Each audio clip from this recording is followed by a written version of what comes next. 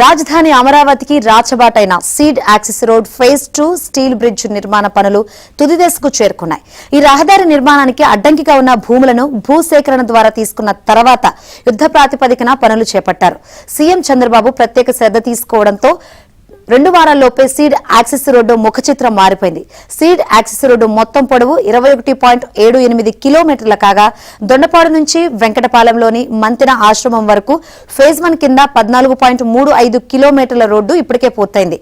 Phase 2 కింద 3.92తో పాటు phase 3 కింద 3.51 కిలోమీటర్ల మేర ఎలివేటెడ్ కారిడార్ నిర్మిస్తున్నారు. దీనిలో భాగంగా విజయవాడ నుంచి అమరావతికి ముఖద్వారం ఉండవల్లి వద్ద 2 స్టీల్ బ్రిడ్జ్లు నిర్మిస్తున్నారు. తద్వారా అమరావతికి ఉత్తరాన ఉన్న జిల్లాకు ప్రకాశం బ్యారేజ్ మీదుగా అనుసంధానానికి అవకాశం ఉంటుంది.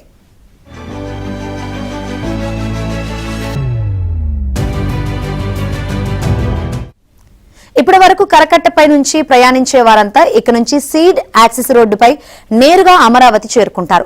ఉండవల్లిలోని బంకింగ్ హామ్ కెనాల్ పై నిర్మిస్తున్న 110 మీటర్ల స్టీల్ బ్రిడ్జ్ నిర్మాణం వారం క్రితమే పూర్తయి 18 మీటర్ల వెడల్పున బీటీ రోడ్డు సిద్దమైంది. కొండవీటి వాగుపై నిర్మించే 284 మీటర్ల పొడవైన భారీ స్టీల్ బ్రిడ్జ్ నిర్మాణం నిన్నటితో పూర్తయింది. దీన్ని సీడ్ యాక్సెస్ రోడ్డుకు కలిపే అప్రోచ్ రోడ్డు పనులు కూడా మరో 4-5 రోజుల్లో పూర్తి కానున్నాయి. తక్షణ అవసరం రీత్యా 12 మీటర్ల వెడల్పుతో 4 వరుసల్లో సీడ్ యాక్సెస్ రోడ్డును నిర్మిస్తున్నారు.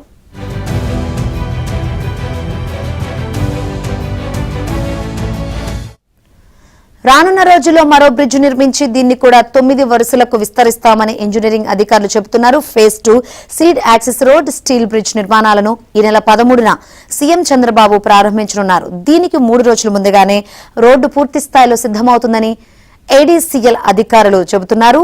12న సీఎం కాన్వాయ్ ట్రయల్ రన్ నిర్వహించే అవకాశం ఉందని సమాచారం.